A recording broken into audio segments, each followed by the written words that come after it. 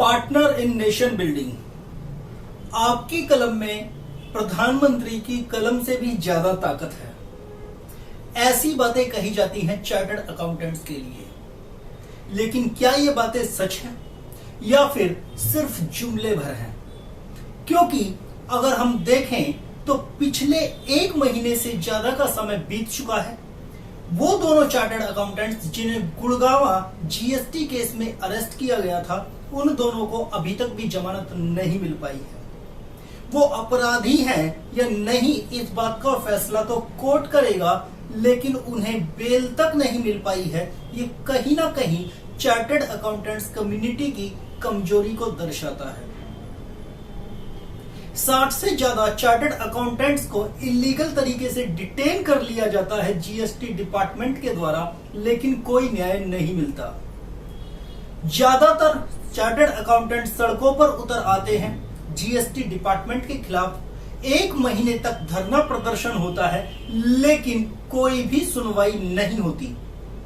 सिर्फ डिपार्टमेंट की तरफ से 2 सस्पेंशन और कुछ अधिकारियों का ट्रांसफर। चार्टर्ड अकाउंटेंट जेल जाते हैं, अपराध कोई और करता है। आए दिन न्यूज़पेपर की सुर्खियों में सिर्फ चार्टर्ड अकाउंटेंट ही हेडलाइन बनकर नजर आते हैं। चाइनीज कंपनियों में फ्रॉड हो तो चार्टर्ड अकाउंटेंट पकड़े जाते हैं। कोऑपरेटिव बैंक में घोटाले हो तो चार्टर्ड अकाउंटेंट्स को ही हेडलाइन बनाया जाता है। वाइस प्रेसिडेंट साहब कहते हैं सीएस को सॉफ्ट टारगेट नहीं बनने देंगे, लेकिन कौन से ऐसे कदम इंस्टीट्यूट की तरफ से उठाए जा रहे हैं कि सीए को ये मीडिया या फिर ये सरकार सॉफ्ट टारगेट न समझे? क्योंकि आप हर रोज सुर्खियों में सिर्फ पढ़ते हैं तो चार्टर्ड अकाउंटेंट्स का नाम ही आता है। तो ये सब बातें सिर्फ जुमले भर ही लगती हैं। चाहे आप पार्टनर इन नेशन बिल्डिंग कहें या फिर कलम की ताकत की बात, जैसा मोदी जी कहते हैं। नमस्कार दोस्तों, मैं हूं आपका दोस्त हरीश गौड़। आप देख रहे हैं द इंडियन पल्स। आज हम बात कर रहे हैं, क्या आईसीएआई की आंतरिक संरचना ही आईसीएआई के मेंबर्स की कमजोरी बनती जा रही है? इस पर हम विचार करेंगे, क्योंकि 32 सेंट्रल काउंसिल मेंबर, 8 गवर्नमेंट के नॉमिनी मेंबर, 40 लोगों की कमेटी है और वहां पर जो फैसले लिए जाते हैं वो फैसले कुछ इस तरीके के होते हैं कि एक सामान्य मेंबर की रक्षा भी नहीं कर पा रहे हैं। क्यों इंस्टीट्यूट की तरफ से कोई कदम नहीं उठाया गया उन दोनों चार्टर्ड अकाउंटेंट्स की रक्षा के लिए, उन दोनों चार्टर्ड अकाउंटेंट्स की बेल के लिए? अपराध अगर उन्होंने किया है तो उन्हें सजा मिलनी चाहिए, लेकिन इस बात का फैसला कोर्ट करेगा। जो सही अपराधी है वो अभी तक गिरफ्तार नहीं हुआ है।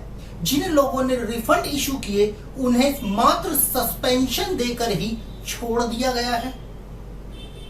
तो कहीं ना कहीं चार्टर्ड अकाउंटेंट समुदाय ही सॉफ्ट टारगेट की तरह इस्तेमाल किया जा रहा है।